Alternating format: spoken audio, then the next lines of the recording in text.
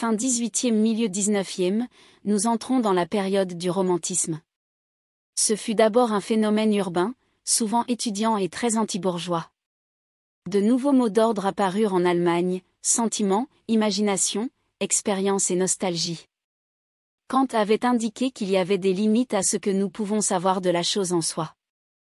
Ainsi chacun pouvait à sa guise redéfinir son rapport au monde et donner sa propre interprétation du réel. Les romantiques pratiquèrent à l'outrance ce culte du moi au travers du génie artistique. Bach et Handel composaient en l'honneur de Dieu selon des règles strictes, musique savante, Beethoven traduisait les émotions et les désirs d'un être humain. Le romantisme universel s'oppose à la conception mécanique de l'univers au siècle des Lumières. Friedrich Wilhelm Schelling, vers 1800, pense que l'homme porte tout l'univers en lui. La nature est conçue comme un organisme, un tout dans la tradition de Spinoza, Plotin et des philosophes de la Renaissance.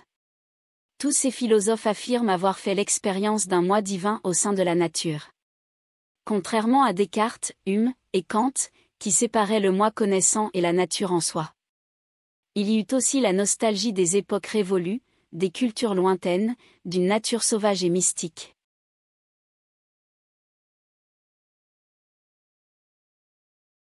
Il y a beaucoup de traits communs entre la Renaissance et le romantisme. L'art est considéré comme un moyen de connaissance. Kant estimait que la contemplation esthétique, l'expérience d'ordre artistique, nous permettait de nous approcher d'une forme d'expérience de la chose en soi. Car nous débordons du strict cadre de notre raison. L'activité artistique libère l'homme puisqu'il invente ses propres règles. Ce qui lui permet d'abolir la différence entre le rêve et la réalité. L'oisiveté était l'idéal du génie, et la paresse la vertu du romantisme. Johann Gottfried Herder estime que l'histoire est le fruit d'un processus visant à un but bien précis. Il a une conception dynamique en opposition à la conception statique.